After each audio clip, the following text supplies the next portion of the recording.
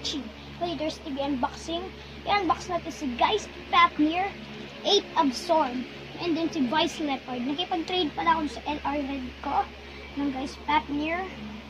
Use na. Meron na siya libreng Vice Leopard. Ngayon, papakita ko ngayon sa inyo guys paano yung gimmick ni Vice Leopard na laging nakaangat to. Okay. First is need nyo tong screwdriver. So guys, and then ito. Kakalasin nyo lang to. Flame brand. Bali yan guys, nakalas ko na. Ito yung kanyang mga tornilyo. Okay. Ang susunod na gagawin is yung alisin nyo si Vice Leopard. Alisin nyo tong ito. Alisin nyo to. And then meron kayo makikita spring. Alisin nyo yung spring. Pati itong armor nya. Para siya Phoenix. Alisin nyo itong armor niya guys. Pati yung mga spring. Itong mga spring is ililipat nyo siya dito sa unang Vice Leopard.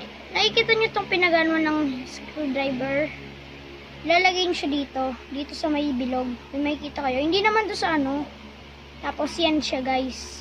Nakalagay siya doon sa dalawang katabi no. Pinagpapasokan ng tornilyo. And then, tutakpan natin siya guys. Gamit ng dalawang butas. Itong dalawang bilog.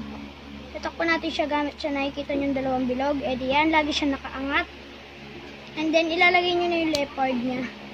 And guys, lagi siya nakaangat. Okay. Gagawin na natin siya. Bali yan guys. Nandiyan na siya. Lagi siya nakaangat. Pero binababa siya. Ayaw niya nang bumaba ngayon. So, gusto niya pa yung nagpapaangat because of this spring. Kung di nyo naman mag-gets yung sinasabi ko, pwede nyo naman i-slow motion tong video. You right guys, alam niyo na paano. Ayan. Then